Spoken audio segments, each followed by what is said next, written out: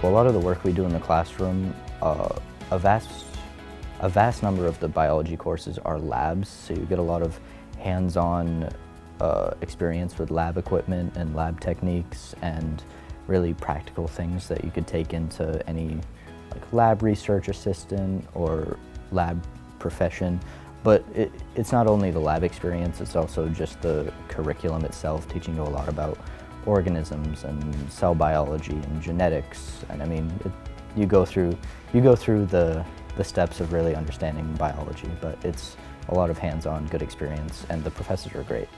Allison Maloney, Dale Dixon, Tracy Horton, they've all played a big role in really making me feel comfortable. I mean, my experience with Maloney's early start class really gave me an interest in biology and led me to adding biology major as soon as they allowed it as a program here.